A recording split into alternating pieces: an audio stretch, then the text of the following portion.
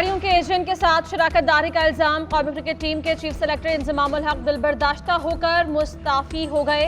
इस्तीफा chairman PCB management committee को भिजवा दिया। इंजमामुल हक ने कहा कि मुझ पर सवालात उठे तो इस्तीफा देना बेहतर समझा। प्लेयर एजेंट कंपनी से कोई ताल्लुक नहीं। पीसीबी को कहा है कोई शक है तो इंक्वायरी करा ले। इंक्वायरी के नताइज का इंतजार है। बगैर तहकीक के बहुत से लोग बातें करना शुरू हो जाते हैं।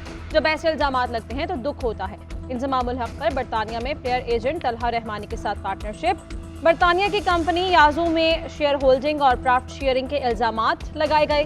साबिक चीफ सेलेक्टर को पूछगछ के लिए पीसीबी तलब किया गया। Chairman PCB management committee Zaka Ashraf Inzamam-ul हक से मिल ना पाए।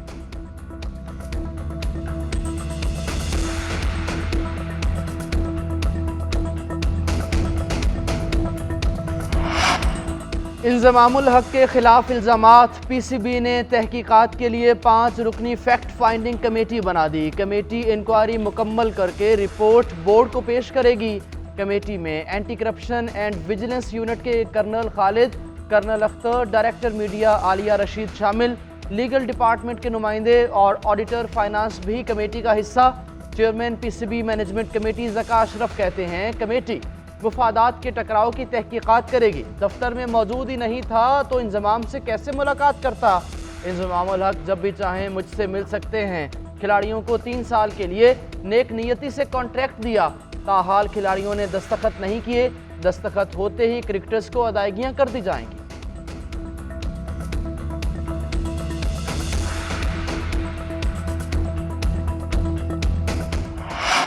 वर्ल्ड कप के दौरान पेंडोरा बॉक्स क्यों खोला गया? क्रिकेट शायकीन इंजमामुल हक के खिलाफ इंक्वायरी से नाराज। कहा अगर पीसीबी को इंजमामुल हक के बारे में कोई शुबा था तो वर्ल्ड कप के बाद भी इंक्वायरी की जा सकती थी।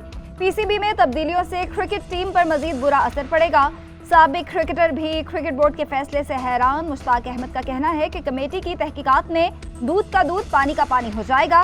सबको इंतजार करना चाहिए। शाहिद आफरीदी ने कहा कि इंजमामुल हक का इस्तीफे का फैसला अच्छा है, इज्जत से बढ़कर कोई चीज नहीं। साबिक ऑलराउंडर अब्दुल रज़ाक ने कहा कि इंजमामुल हक को इस्तीफा इल्जाम साबित होने के बाद देना चाहिए था। लोग बगैर सबूत के बातें करते हैं, इल्जाम का सबूत भी देना चाहिए।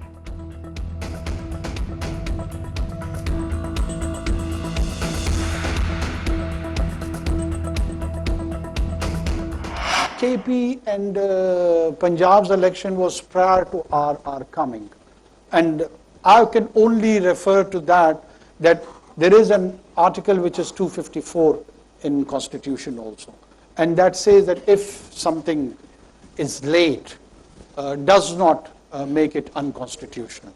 So whenever you go and find out it in the Constitution, there is an article 254. Election की तारीख देना निगरान हुकूमत का काम नहीं। इंतखाबात की तारीख का ऐलान इलेक्शन कमीशन का मैंडेट है। निगरान हुकूमत का काम इलेक्शन कमीशन की मुआवनत का है। निगरान वज़ीर आज़म अनवरुल हक काकड़ का लाहौर की यूनिवर्सिटी में तलबा से खिताब। आर्टिकल 254 के मुताबिक कोई काम ताख़ीर से होने से गैर आइनी नहीं हो जाता। खैबर पख्तूनख्वा और पंजाब के इलेक्शन हमारे आने से पहले ताख़ीर का शिकार हो चुके थे। हमें एक दूसरे के सियासी नज़रियात का एहतराम करना चाहिए। तासुबात से बालातर होकर मुल्क की तरक्की में हिस्सा डालना होगा। अफ़गान मुहाजिरीन को बेदखल नहीं किया जा रहा।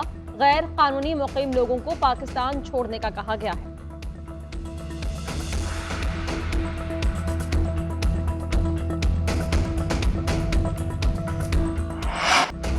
आम इंतखाबात मुकर्ररा वक्त पर होंगे। इलेक्शन कमीशन आम इंतखाबात कराने के लिए तैयार है। 30 नवंबर तक हल्का बंदियों का मरहला मुकम्मल हो जाएगा।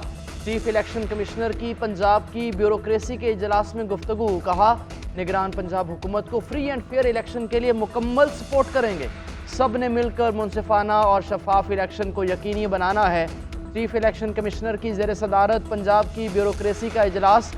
इंतखाबात के गैर जानिबदाराना और पुरअमन इनकाद के लिए इक़दामात का जायज़ा। आम इंतखाबात की तैयारियों पर ब्रीफिंग। वज़ीर आला पंजाब मोहसिन नकवी का इंतखाबात आज़ादाना और मुनसिफाना बनाने के अज़्म का इजहार। कहा इलेक्शन के आज़ादाना इनकाद को यकीनी बनाने के लिए फुल प्रूफ इंतजामात किए जाएंगे। इलेक्शन कमीशन जनवरी के आखिर तक इलेक्शन कराने के लिए पुरअज़्म है। इलेक्शन कमीशन तमाम सियासी जमातों से राब्ते में है। वज़ीर इत्तलात मुर्तज़ा सोलंकी की काबीना इजलास के बाद ब्रीफिंग। कहा हम सियासी हुकूमत नहीं, हमारा कोई सियासी एजेंडा नहीं। सियासी जमातें एक दूसरे से राब्ते भी करती हैं, इस राब्ते में उन्हें हमारी मदद की ज़रूरत नहीं। अगर कोई सियासी जमात का रहनुमा हुकूमत से मिलना चाहे तो उनकी ख्वाहिश का एहतराम करेंगे। गैर कानूनी मुकीम अफराद को होल्डिंग सेंटर के करीब तरीन मुकाम से अपने मुल्क भेजा जाएगा।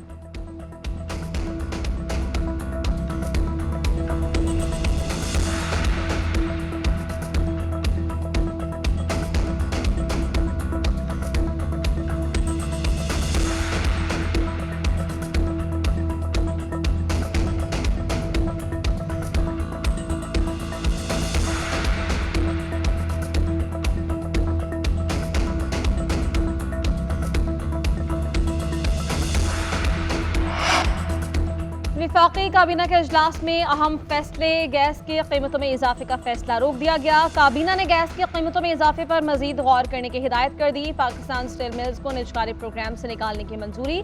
हज पॉलिसी 2024 भी मंजूर। एंटी ह्यूमन स्मगलिंग स्टेशन करने की मंजूरी। संगीन जराइम में मुलव्विस गैर मुल्कियों को बेदखल न करने का फैसला। सिर्फ मामूली जराइम में अंडर ट्रायल और सजा याफ्ता गैर मुल्की बेदखल होंगे। वजारत हवाबाजी की सिफारिश पर फ्लाई जिना को आलमी रूट्स पर ऑपरेशंस शुरू करने की मंजूरी दे दी गई। निगरान वज़ीर दाखिला सरफराज बुगटी का BNP मैंगल से मुज़ाकरात का ऐलान। सेनेट इजलास में इजहार ख्याल करते हुए कहा कि बलूचिस्तान में डेथ स्क्वाड कत्ल गारत कर रहे हैं। पंजाबी और सेटलर्स कहकर लोगों को कत्ल किया गया। उन डेथ स्क्वाड को बगैर किसी सबूत के किसी की जानिब मंसूब करना दुरुस्त बात नहीं है। BNP मैंगल को पार्लिमान का फोरम मुयस्सर रहा है, उन्हें रेड जोन में एहतजाज नहीं करना चाहिए। अगर वो एहतजाज के लिए आए हैं तो हम उनसे मुज़ाकरात करेंगे, उनकी बात को सुनेंगे और मामले को खुश उसलूबी से हल करेंगे।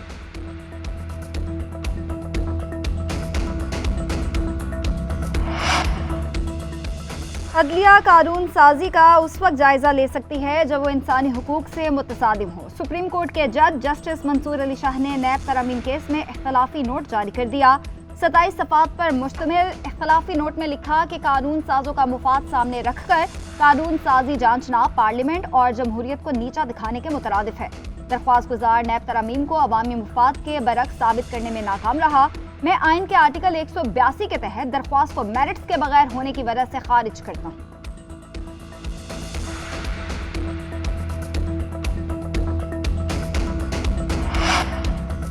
स्टेट बैंक ने अगले 2 माह के लिए मॉनेटरी पॉलिसी का ऐलान कर दिया। शरह सूद 22% पर बरकरार रखने का फैसला महंगाई और करंट अकाउंट खसारे में कमी की वजह से किया गया। सितंबर 2023 में महंगाई की शरह 33.44% रही। शरह सूद दूसरी बार बरकरार रखी गई। स्टेट बैंक के मुताबिक महंगाई कम हुई मगर मुआशी चैलेंज बरकरार है। दूसरी छमाही में महंगाई में कमी का सिलसिला बरकरार रहेगा। खरीफ की फसल के इब्तदाई तखमीने हौसला अफजा हैं।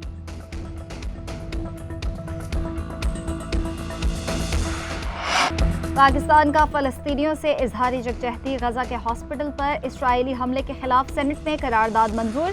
साबिक वज़ीर ख़ज़ाना इसहाक डार बोले, गुज़िश्ता 23 रोज़ से फ़लस्तीनियों की नस्लकुशी जारी है। शहीद फ़लस्तीनियों में ज़्यादातर तादाद बच्चों और ख़वातीन की है। इसराइली फ़ौज गजा में हॉस्पिटल्स को भी निशाना बना रही है।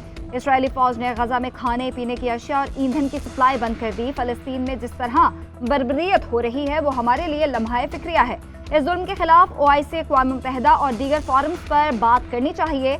सेनेटर अली जफर बोले, इसराइल ने 10% फ़लस्तीनी आबादी को मौत के घाट उतार दिया। फ़लस्तीनियों को अपनी ही ज़मीन पर पनाहगुज़ीन बना दिया गया। इंसानी हुकूक की पामालियाँ जारी हैं। मगरबी ममालिक भी रोकने में नाकाम हो गए। चीफ इलेक्शन कमिश्नर इंतखाबात की तारीख दबाकर बैठे हैं। कब से सुन रहे हैं कि इलेक्शन होंगे। चीफ इलेक्शन कमिश्नर अब तो इंतखाबात की तारीख दे दें। साबिक वज़ीर आला पंजाब चौधरी परवेज़ इलाही की सहाफ़ियों से गैर रस्मी गुफ्तगू। कहा, पंजाब की निगरान हुकूमत किस तरह 4 माह का बजट पास कर सकती है, क्या इलेक्शन कमीशन ने रोका नहीं। निगरान वज़ीर आला पंजाब मोहसिन नकवी नवाज शरीफ के नुमाइंदे हैं। इसराइल फ़लस्तीनियों की नस्ल कुशी कर रहा है। पंजाब के वज़ीर आला लाहौर मेले के नाम पर गाने बजाने की महफिलें सजा रहे हैं।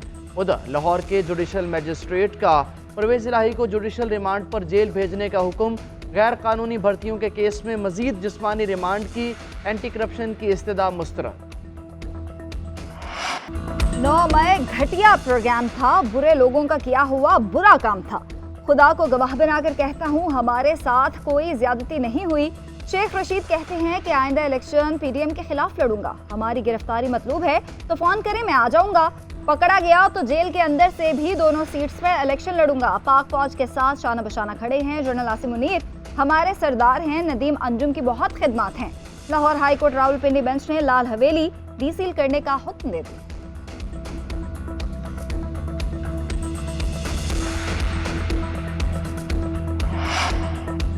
9 मई के तमाम मुकदमात के चालान इंसदाद दहशतगर्दी की अदालत में जमा। तमाम शवाहिद चालान के साथ लगा दी गई। पुलिस हुकाम के मुताबिक 9 मई के मुकदमात में चेयरमैन पीटीआई का जेल ट्रायल होगा। पीटीआई क़यादत ने ताउन करने से इनकार कर दिया। चेयरमैन पीटीआई से तफ्तीश अभी भी जारी है। पहले भी राबता किया गया, उन्होंने ताउन नहीं किया।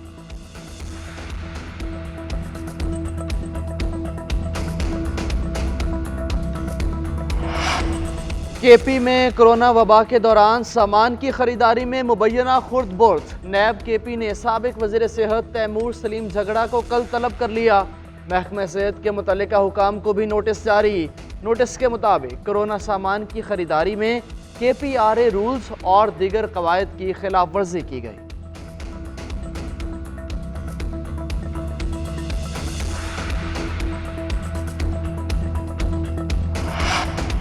वज़ीर आज़म हाउस, वज़ीर आज़म, उनके ख़ानदान, चीफ जस्टिस की फैमिली की ऑडियोज़ लीक हुई। क्या दफातर में ये डाटा इकट्ठा किया जाता है और फिर उससे ब्लैकमेल किया जाता है? जस्टिस बाबर सितार के ऑडियो लीक से मुतालिक केस के दौरान रिमार्क कहा, हमारे फ़ोन की निगरानी हो रही है तो हमें पता होना चाहिए कि ऐसा कौन कर रहा है। अटॉर्नी जनरल ने मौक़िफ़ इख्तियार किया कि किसी इनफरादी शख्स की ऑडियो टैप का कौमी असम्बली से ताल्लुक़ नहीं था। दरख्वास्तें गैर मौसर हो चुकी, अदालत निपटा दे। अदालत ने अटॉर्नी जनरल को वज़ीर आज़म और काबीना से मुशावरत के लिए 4 हफ्ते का वक्त दे दिया। रज़ा रबानी का कहना है कि एक फैक्ट था कि असम्बली तहलील हो गई है, वो अदालत के सामने रख दिया है। अदालत इस मामले को आगे लेकर चलना चाहती है तो वो अदालत की स्वाबदीद है। मेरी राय के मुताबिक ये दरख्वास्त गैर मौसर हो चुकी है।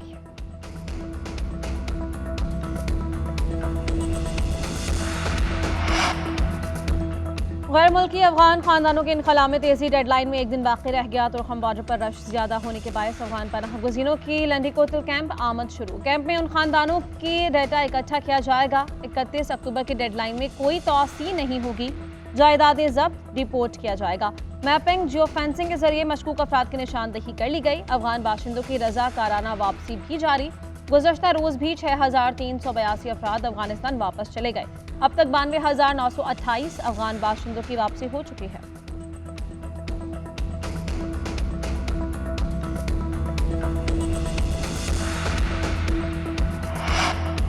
सरकारी हज पैकेज में अवामी तजावीज़ पर मुतअद्दद तब्दीलियाँ। पहली बार इजाफी रकम के साथ 20 से 25 दिन का शॉर्ट हज पैकेज मुतारिफ। इकॉनमी पैकेज माजी की तरह 40 दिन पर ही मुहित होगा। समंदर पार पाकिस्तानियों के लिए स्पॉन्सरशिप हज स्कीम जारी रखी जाएगी। हज अखराजात की अदायगी डॉलर्स में करने की सूरत में कुर्रानंदाजी से इस्तिस्ना हासिल होगा। सरकारी हज स्कीम के लिए दरखास्तें नवंबर के वस्त तक तलब कर ली जाएंगी। आइंदा साल 1,79,210 आज़मीन हज पर जाएंगे। मदीना मुनव्वरा में रिहाइश के लिए 4 से 8 दिन का इंतखाब किया जा सकेगा। पंजाब के लिए 4 महीने के बजट की मंजूरी। वज़ीर आला मोहसिन नकवी की ज़ेर सदारत निगरान सूबाई काबीना का इजलास। 4 महीने के लिए 2072 अरब रुपए का अबूरी बजट मंजूर कर लिया गया। 4 महीने के लिए तरक्याती बजट 350 अरब रुपए होगा। ज्यादातर हिस्सा जारी तरक्याती मंसूबों पर खर्च किया जाएगा। तरक्याती बजट का फोकस इंफ्रास्ट्रक्चर की तामीर मुकम्मल करने पर रखा जाएगा। वज़ीर इत्तलात आमिर मीर का कहना है कि कम अज़ कम उजरत 32,000 रुपए का इतलाक 1 जुलाई से करने का फैसला कर लिया। इंतखाबात में सबको लेवल प्लेइंग फील्ड मिलेगी। वोटिंग मशीन इस इलेक्शन में इस्तेमाल नहीं।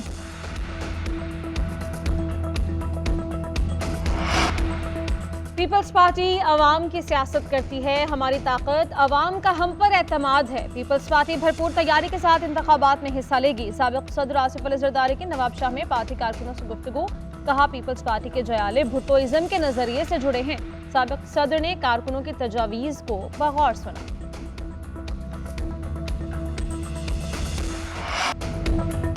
आलम दीन मौलाना तारिक जमील के बेटे आसिम जमील की नमाज जनाजा अदा।